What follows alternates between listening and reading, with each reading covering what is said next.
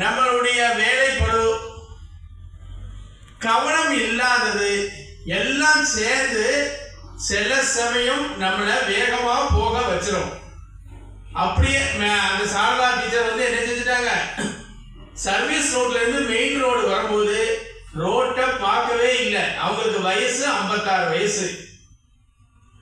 Left சைடும் பார்க்கல, right சைடும் பார்க்கல, வேகமா உள்ள வராங்க. நாகர்கோவில இருந்து ஒரு கார் பயங்கர நல்ல ஸ்பீட்ல வந்துட்டு இருக்கு. அதாவது பைபாஸ்ல வரும்போது, மெயின் ரோட்ல வரும்போது கார்லாம் ஸ்பீட்ல தான் வரும், மெதுவா வராது. அப்படியே நினைச்சிட்டு அவங்கள தட்டி கொஞ்சம் தூரம் இழுத்துட்டு போயிட்டு அவங்க ரொம்ப அடிபட்டு கீழே விழுந்துட்டாங்க. பக்கத்துல உள்ள ஆட்கள்லாம் தூக்கிட்டு போகும்போது அவங்க உயிரை காப்பாற்ற முடியல. இதுல இருந்து நம்ம என்ன தெரிஞ்சுக்கிறோம்னா, ஒரு ரோடை கிராஸ் பண்ணும் போது அவசரமே கிடையாது. முதல்ல வாழ்க்கையினுடைய அடிப்படை விஷயம் சேஃப்டி. நம்ம பத்திரமா இருக்கணும். எல்லாத்தையும் விட முக்கியமானது நமது உயிர். நம்ம அம்மா அப்பாக்காக, நமக்காக, இந்த நாட்டுக்காக, எல்லாத்துக்கும் நம்ம இருக்கணும். புரியுதுலாமா?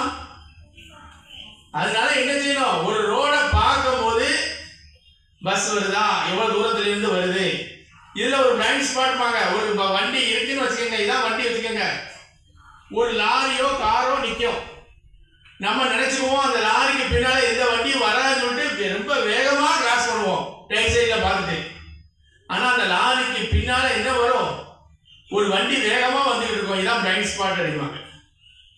அதனால ஒரு ரோட்ல லாரி நிக்கி, லாரிய கடந்து ரோட்ல காலடி எடுத்து வைக்கும் போது லெஃப்ட் சைடும் பார்க்கணும், ரைட் சைடும் பார்க்கணும்.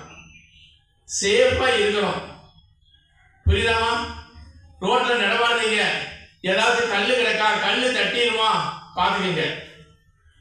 ஒரு செடி கொடி நிக்கி, அதுல பூச்சிகள் இருக்கிறதுக்கு வாய்ப்பு இருக்கு, லேசா தட்டிட்டு போங்க. அந்த இடத்துக்கு போகாதீங்க. தெரியாத நீர்நிலைகளுக்கு போகாதீங்க. ஓகேவாமா? நல்லபடியா கவனத்தோட இருக்கணும். உங்க வாழ்க்கை நல்லா இருக்கும். நன்றி, வணக்கம்.